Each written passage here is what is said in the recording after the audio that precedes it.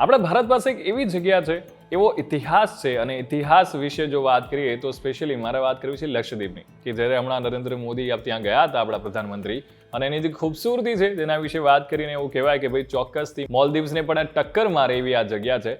પણ એનો જે હિસ્ટ્રી છે એ બહુ જ ઇન્ટરેસ્ટિંગ છે. એટલે જ્યારે ભાગલા પડ્યા ભારત અને પાકિસ્તાનના, ત્યારે એ જગ્યાને હવે કોણ લેશે, કારણ કે એ ત્યારે એવો થોડો દૂરનો પ્રદેશ હતો અને જેની બંને દેશોની નજર એના પર હતી. હવે થયું એવું કે જો એ જગ્યા જે દેશના ભાગમાં આવે તો ત્યાંનું સર્વેલન્સ છે અને દરિયાઈ પટ્ટો છે એ બહુ જ મોટો, ચાહે આર્મીની બાબતે વાત કરીએ, સિક્યોરિટીની બાબતે વાત કરીએ કે પછી ટ્રેડની બાબતે વાત કરીએ, એ ઇમ્પોર્ટન્ટ થઈ જતું હતું.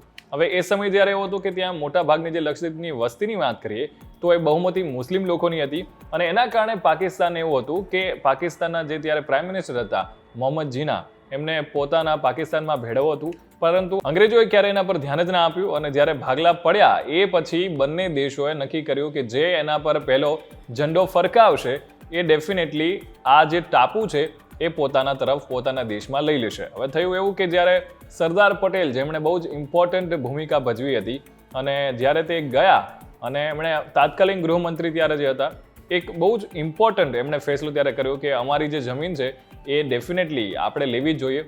અને એટલા માટે મુદલિયાર ભાઈઓ છે એમને બોલાવ્યા, એમને ઉતાવળ કરીને કહ્યું કે ભાઈ તિરંગા સાથે એક વાહણમાં લઈ ટાપુ પર જાઓ અને જ્યાં આપણો ઝંડો લહેરાવી દો. અને એવું થયું. અને એવું માનવામાં આવે છે કે અડધી કલાક જો કદાચ આપણે લેટ કર્યું હોત તો જે લક્ષદ્વીપ છે એ કદાચ પાકિસ્તાન છે એમાં જતો રહ્યો હોત. પણ ભારતે અને સરદાર પટેલની એ જે દૂરંદર્શિતા હતી એના કારણે લક્ષદ્વીપ છે એ છેલ્લે ભારતમાં પડ્યું.